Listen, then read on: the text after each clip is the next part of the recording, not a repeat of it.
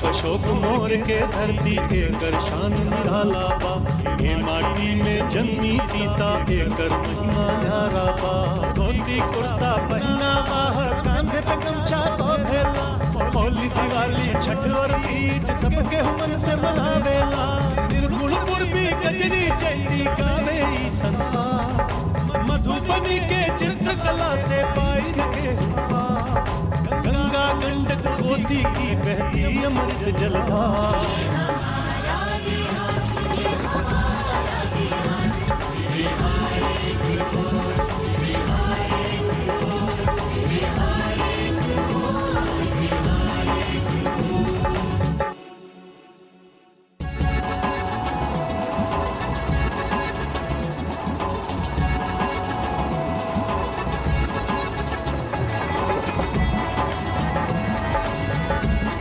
ये है राजनगर। रामेश्वर सिंह जब राजा बने तो उन्होंने एक भव्य राज प्रसार बनाया और जगह का नाम रखा राजनगर। 100 एकड़ में बसा राज परिसर महाराजा रामेश्वर सिंह ने 19वीं सदी में बसाया। ये राज परिसर इस बात की गवाही देता है कि महाराज कितने आस्तिक थे। एक ही परिसर में कई देवी देवताओं का मंदिर है। इसमें कामाख्या मंदिर, दुर्गा मंदिर, शिव मंदिर, नवलखा मंदिर, गिरजा मंदिर, सूर्य मंदिर अपनी भव्यता के लिए विश्व विख्यात है।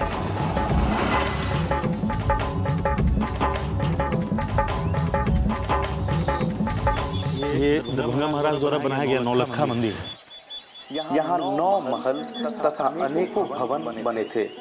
मुख्य भाग में दीवाने खास कमरा भी बना था, जहाँ महाराजा लोगों से मिलते थे। जहाँ दरभंगा महाराज लोगों से मिला करते थे। कमरा काफी सुसज्जित था। आज भी इसकी बनावट देखकर लगता है ये उस वक्त कितना खूबसूरत रहा होगा। लेकिन सन 1934 तथा 1988 के भूकंप ने इसको धराशाही कर दिया। इसके अंदर जो नक्काशियाँ हैं क्या खूब है, क्या कमाल है, अद्भुत है। जो नजारा मुझे दिख रहा है इतना कमाल है कि मैं इसका वर्णन नहीं कर पाता। ये खंडहर अभी इतना भव्य दिख रहा है तो अपने जमाने में क्या होगा, कितना आलीशान होगा, ये मैं सोच रहा हूँ। इसी परिसर में काली मंदिर और झील भी है। हम आपको वो भी दिखाएंगे।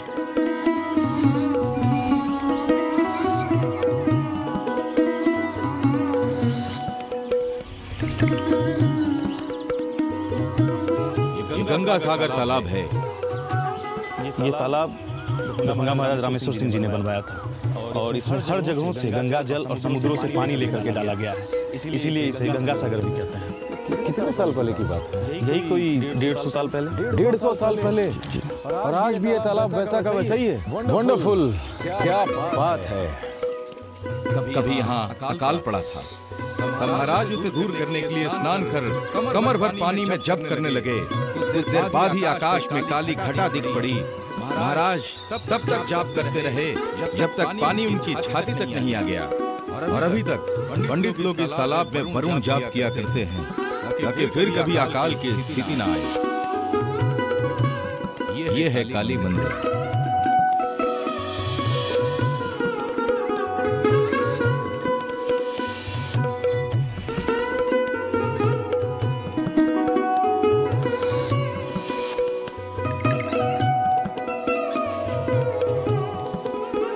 दरभंगा महाराज रामेश्वर जहाँ कहीं भी अपने निवास के लिए महल बनवाते थे, वहाँ पहले अपने इष्ट देवी भगवती काली की मूर्ति प्रतिष्ठित करवाते थे। आइए दर्शन तो कीजिए।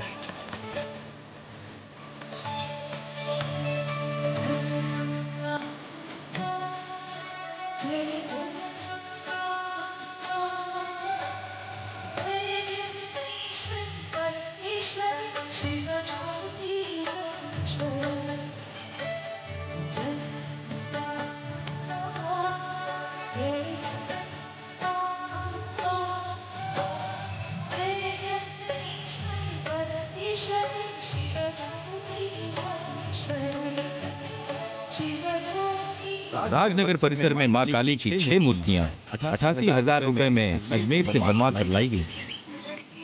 लोग ऐसा कहते हैं जब आरती के समय यहाँ घंटा बजता था तो उसकी आवाज 5 किलोमीटर तक सुनाई पड़ती थी।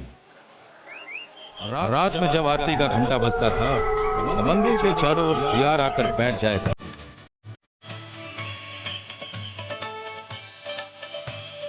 ये मंदिर तांत्रिक एवं वैदिक रूप से बनवाया गया है।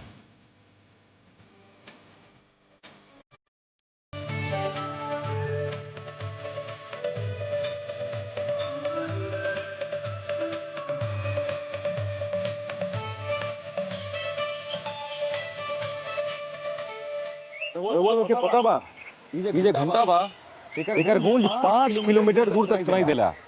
तो कान कीजिए, अपना कान बंद कीजिए। हम भी कान बंद कर रहे हैं क्योंकि अभी हम इसको बजाने वाले हैं।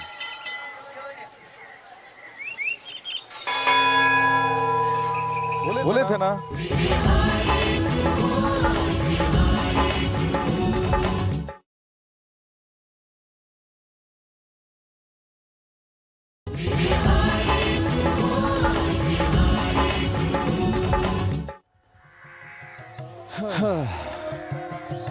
ई बा भैया बैलगाड़ी। ऊ जमाना में एकरा के कटही बोलल जात रहे। उस समय जब कोई आने जाने का कोई साधन हुआ नहीं करता था, तब का यह प्रमुख साधन था यातायात का। ई बा लकड़ी के चक्का और ऊपर से लोहा का पट्टी बा। अद्भुत।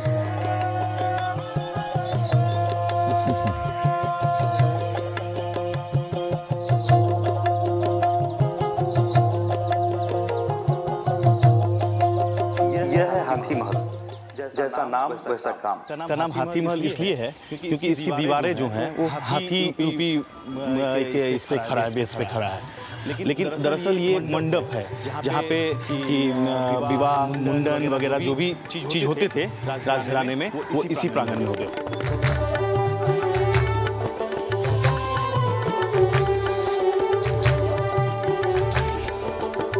आप देख सकते हैं कि किस तरह से इस ऐतिहासिक धरोहर को 1934 और 1988 के भूकंप ने ध्वस्त करके रख दिया है। इससे ये अंदाजा लगाया जा सकता है कि इसकी नींव कितनी मजबूत हो सकती है। इतने तगड़े भूकंप के झटके खाने के बाद भी ये कितनी शान से अपनी ऐतिहासिक दृश्य को दर्शा रहा है। फिर भी कितना भव्य दिख रहा है। ये महादेव मंदिर है, जहाँ एक बड़ा सा कछुआ, नंदी बैल और खुद भगवान महादेव का शिवलिंग है।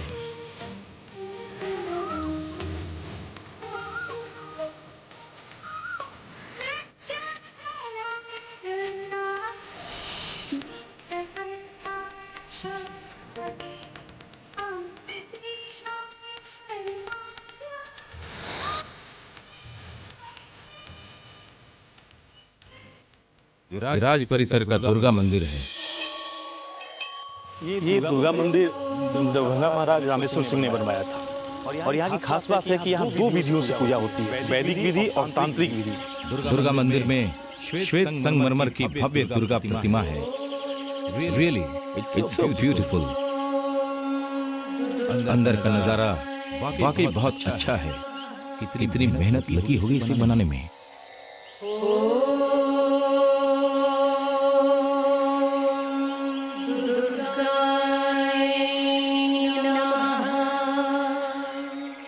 देखा ना आपने दरभंगा महाराज का शान, कितने भव्य महल और मंदिर उन्होंने बनवाया है।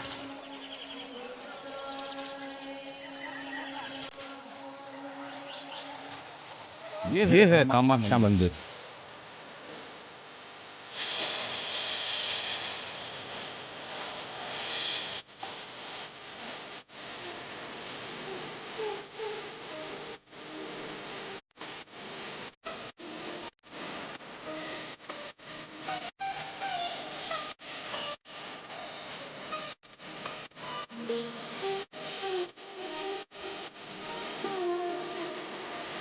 दरभंगा महाराज रामेश्वर सिंह यहाँ दरबार लगाते थे और यहाँ आए फरियादियों को वो न्याय देते थे। तो उनके महल में दरबार नहीं लगता था? हाँ, इसी परिसर में दरबार लगता था। तो ये तो मंदिर है ना? जी हाँ, मंदिर है। मंदिर और मतलब मंदिर, महल। जी ये आस्था से जुड़ा हुआ है कि लोगों को विश्वास हो कि मंदिर के सामने जो भी हो रहा है वो न्याय हो रहा है, गलत नहीं हो रहा है। अच्छा, तो मतलब मंदिर में ही दरबार लगाते थे? जी हाँ, मंदिर के प्रांगण में। इन महलों और मंदिरों के बाद हम आपको लेके चलते हैं मधुबनी की विश्व प्रसिद्ध मिथिला पेंटिंग को दिखाने और सुनाने के लिए।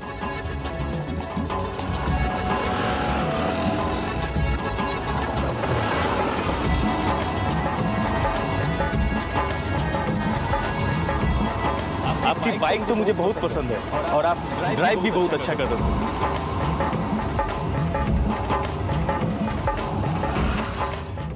ये क्या हो रहा है? ये मधुबनी की पारंपरिक चित्रकला मिथिला पेंटिंग।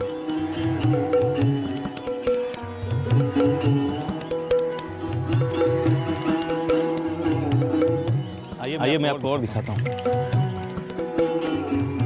नमस्कार सर। नमस्कार। ये सील जी हैं। सील जी ये संस्कार जी मिथिला पेंटिंग का इंस्टीट्यूट है। Nice to meet. मुझे प्लीज जरा ये मिथिला पेंटिंग के बारे में कुछ बताइए। कुछ अलग फ्लेवर नजर आ रहा है मुझे। ये मिथिला पेंटिंग सैकड़ों साल पुराना यहाँ का एक इतिहास है मिथिलांचल का।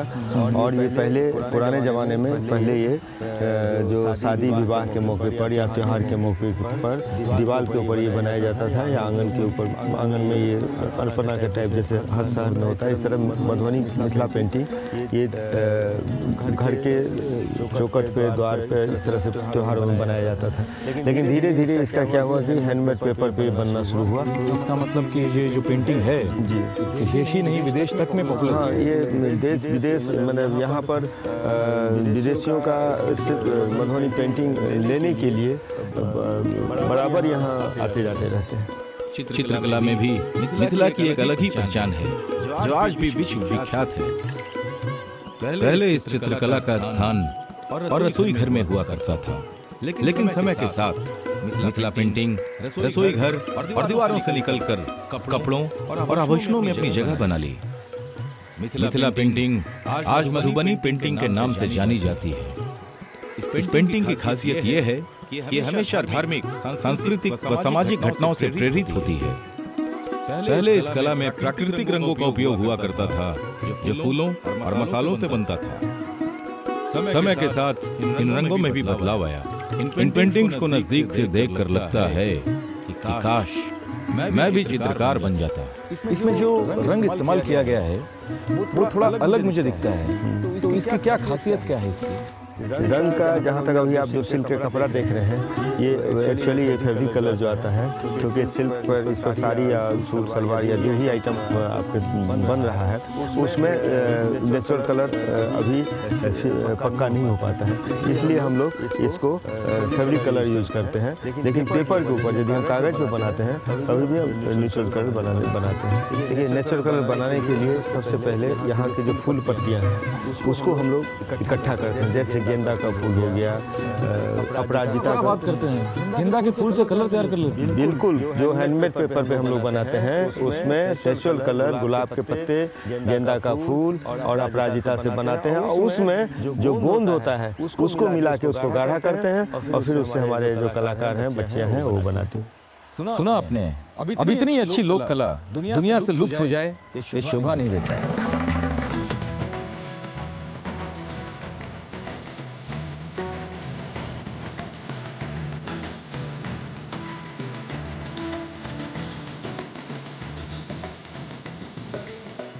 मैं अपनी माँ को एक गिफ्ट करना चाहता हूँ साली। लीजिए माँ के लिए साड़ी। क्या बात है, वाह, बहुत बहुत धन्यवाद, आपने इतनी जानकारी दी। Thank you. साड़ी में जो पेंटिंग है वो क्या है? मधुबनी पेंटिंग।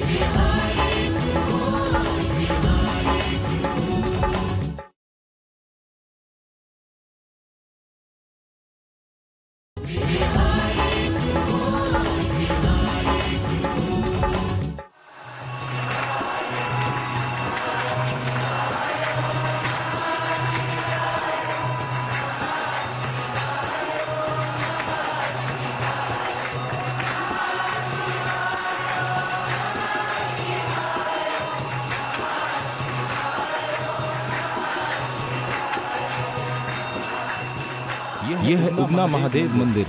कहते हैं आस्था में बड़ी शक्ति होती है। भक्त और भगवान के बीच एक ही रिश्ता होता है, वो है भक्ति का।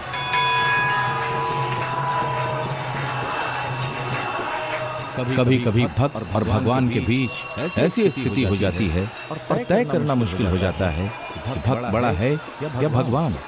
इसका जीता जागता प्रमाण मिथिलांचल का उगना महादेव मंदिर है।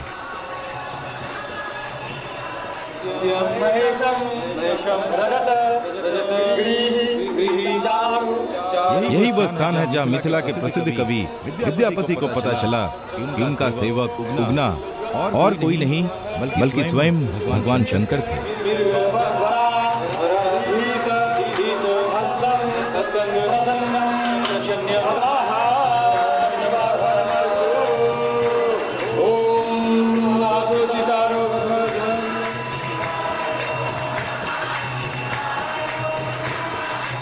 मिथिलांचल के लोकप्रिय कवि विद्यापति जब नेत्रहीन हो गए थे, फिर भी उनकी भक्ति के बीच उनकी आंखें कभी आड़े नहीं आई। ऐसी मान्यता है कि भगवान शंकर उगना का भेष धरकर सेवक के रूप में कवि विद्यापति की सेवा की थी। उगना रे मोर कथिए गेला।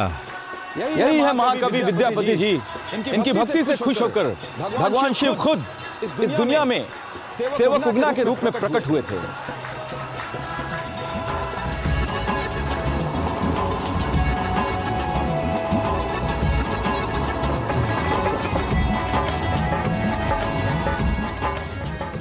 एकादश रुद्र महादेव मंदिर है। पूरे विश्व में एकादश रुद्र महादेव तथा राज राजेश्वरी की मूर्ति यहीं पर विराजमान है। ये एक अलौकिक शक्तिपीठ है। भगवान महादेव के यहाँ 11 शिवलिंग हैं जो काले ग्रेनाइट पत्थर के हैं और लगभग 200 वर्षों से भी अधिक पुराने हैं। भगवान महादेव का मंत्र ओम नमः शिवाय है, लेकिन इस 5 अक्षर के मंत्र के स्थान पर यह 11 अक्षर का मंत्र तैयार किया गया, जो कि ओम नमः शिवाय ओम एकादश रुद्राय हुआ। इस मंत्र के 100 बार जाप करने से 1200 जाप का फल मिलता है। बाबा एक बात बताइए, जब भी किसी मंदिर में जाता हूँ तो एक शिवलिंग दिखाई देता है, यहाँ पर मुझे 11 शिवलिंग एक साथ दिखाई दे रहे हैं। इसकी खासियत क्या है? एकादश रुद्र के बारे में 11-12 ज्योतिर्लिंग हुए, सोमनाथ, बैद्यनाथ, विश्वनाथ। ये 11 स्वरूप महादेव धारण किए भिन्न भिन्न समय में भिन्न भिन्न कार्यों के लिए, जिनमें पहला हुए हैं महादेव अर्धनारीश्वर जो मूल रूप हुआ। दूसरा रूप हुए हैं शिव, राम कहते हैं शिवो हम शिवो हम शिवो हम। तीसरा रूप हुए हैं रुद्र, रुद्रस्य भयस्य द्रावणम रुद्र, भय को पिघलाकर नष्ट कर देना ही रुद्र की रुद्रता है। चौथा हुए हैं शंकर, गीता के 10वें अध्याय में कृष्ण कहते हैं। पांचवा रूप हुए नील लोहित, जब समुद्र मंथन के समय में विष पिए हैं महादेव। छठवां हुए ईशान, वो हर वक्त हिमालय पर रहते हैं। सातवां रूप हुए हैं विजय, कोई किसी चीज में विजय प्राप्त करने की कामना से कहीं भी महादेव का पूजन करता है तो उन्हीं को प्राप्त होता है। आठवां रूप हुए हैं भीम। नौवां हुए देव, जब सूर्य रूप धारण किए। 10वां पार्वती पति, जब पार्वती से विवाह किए तो 10वां रूप भवोद्भव धारण किए। 11वां हुए हैं बजरंगबली हनुमान जी। इस स्वरूप का दर्शन यहाँ 2 शंकराचार्य आए, कांचीपुरम के जगत गुरु शंकराचार्य जयेंद्र सरस्वती और जगन्नाथपुरी के जगत गुरु शंकराचार्य निश्चलानंद सरस्वती। ये दोनों यहाँ आए और बोले जो विश्व भ्रमण किया, लेकिन इस स्वरूप का दर्शन नहीं हुआ। पूरे दुनिया में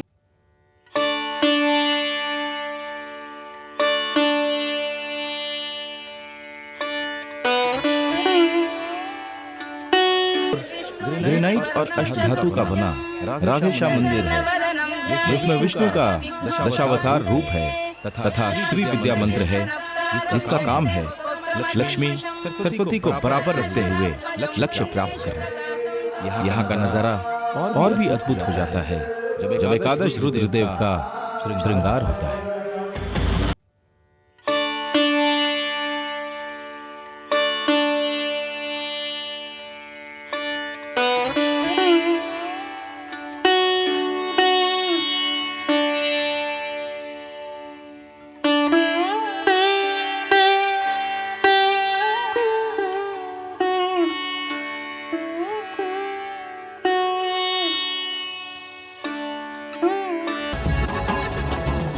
बस बस बस बस यहीं रोक दीजिए। Thank you so much brother, आपने मुझे मधुबनी इतना घुमाया है। I really appreciate this. अरे अच्छा तो मुझे भी लगा, आपके साथ घूम के आपको घुमाने में बहुत अच्छा लगा मुझे।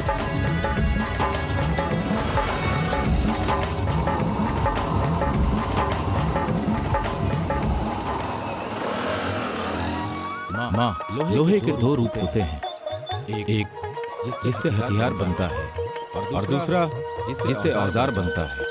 हथियार से जीवन समाप्त होता है और औजार से जीवन शुरू। रियली बिहार में बहुत कुछ है जहाँ से जीवन शुरू होता है। बिहार को नजदीक से ही देखा जा सकता है और महसूस किया जा सकता है। ये मैं मधुबनी में ही आकर समझा। मनुष्य का जीवन समाप्त हो जाता है पर उसकी कीर्तियां अमर हो जाती हैं और इतिहास के पन्नों में दर्ज हो जाती हैं, जो वर्तमान को भी प्रभावित और प्रेरित करती हैं। मधुबनी को यहाँ आकर ही समझा जा सकता है।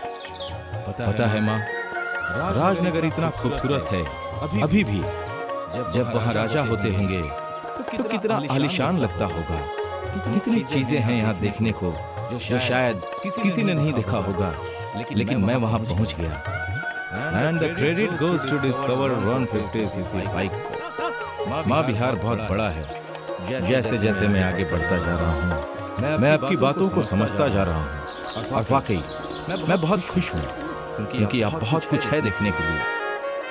माँ, मैं अभी मधुबनी में हूँ और आपके लिए एक बहुत खूबसूरत साड़ी ली है जिस पर मधुबनी पेंटिंग है। आप खुश हो जाएंगे माँ। थैंक्स माँ, आई लव यू।